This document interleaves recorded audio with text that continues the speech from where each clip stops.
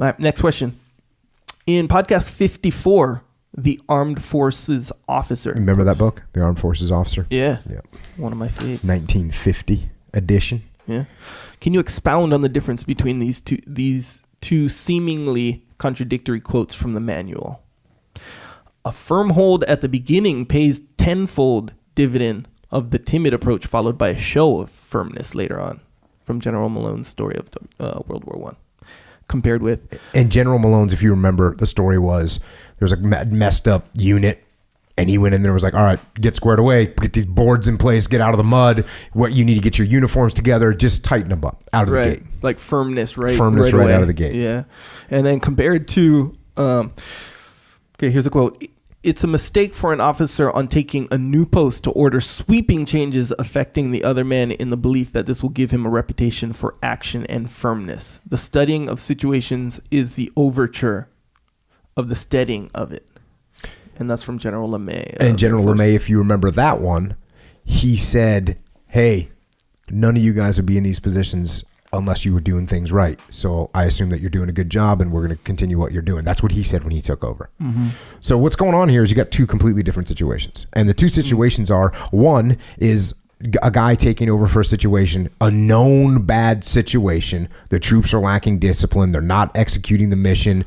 And if you remember from that story, they weren't even doing basic military bearing. They weren't saluting the officers. They just had thrown everything out the window. That's a situation where you got to come in, you got to get firm out of the gate. That's what you got to do. Now, they got to know that things are going to change. They got to know it's real. They got to know there's a new plan, and they got to know what that new plan is. And then they got to know that there's new standards, and they got to know what the new standards are. Boom. And it's the same thing. Hackworth, he did that. He came in with some, if you remember when he took over the hardcore battalion, what became the hardcore battalion, the first thing he did was like all those radios and guitars and all this crap that you have sitting around base, put it all in the middle of the base tomorrow, and we're getting rid of it all. That was a big change. Now, Hackworth, then he started implementing 2 changes a day, if you remember. Hey, got to get everyone carry your weapon at all times. That's the next change. Okay, get your helmet. Okay, now we got to get helmet covers on. He just made one or two small changes a day after he made some big sweeping changes out of the gate because it was a jacked up battalion.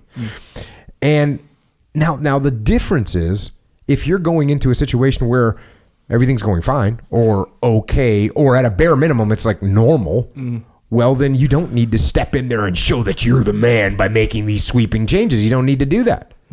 It comes across like the people that you just took charge of have no idea what they're doing, and you don't respect what they did, their methodology. You don't respect their performance because you're coming in and saying, "Oh, Echo, by the way you record the podcast, you need to get rid of those microphones. You need to edit it tighter. Your bass is too loud." What would you be thinking if I came in and said that?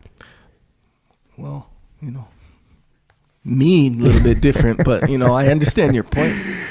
Point being, if somebody comes in and starts criticizing you, right, when you're doing okay, when you're doing a good job, you're doing a good job. Yeah, I think you're doing a good job. Thanks. There's some people that get on you about that bass occasionally. Hey, man, that's really on you. Your talk bass, higher. Your bass, extreme disownership on my part. So that's the thing. If that's the decision you got to make, and guess what? It's not black and white. You don't go into some units. It's not like you're going to get a choice between a unit that's doing horrible and a unit that's doing great. You're going to get everything in between. And therefore, you have to modulate your leadership to reflect. If it's a group that might have a tendency of being a little bit jacked up and they're getting close, guess what?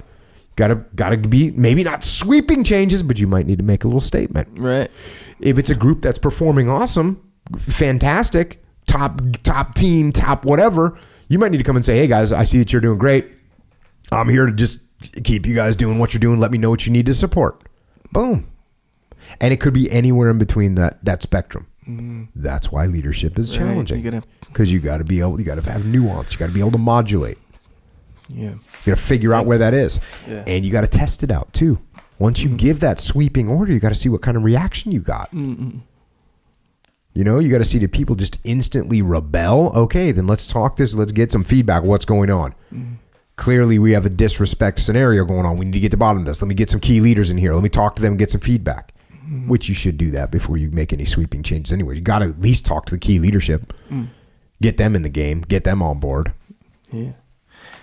That's why leadership is awesome. That's why this stuff is so fun, because it's challenging. It's different every single time. Yeah, it feels like kind of like what we were talking about earlier, where if you start to understand the formula, all the different details that come out, you can kind of apply the formula in one way, and even then, still dynamic. But you can just get a better grasp. It's of it. just like jiu-jitsu.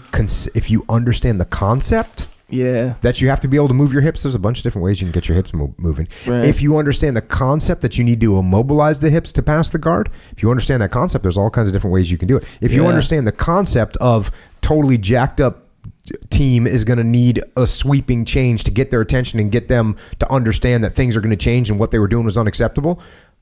If you understand that concept, that's what it's going to take, you can apply it all the way through those gradations, all the way down to, hey, this team is doing great and I don't need to change much. I just need to give them the support that they need. Yeah. Conceptual instruction. Very important. Solid.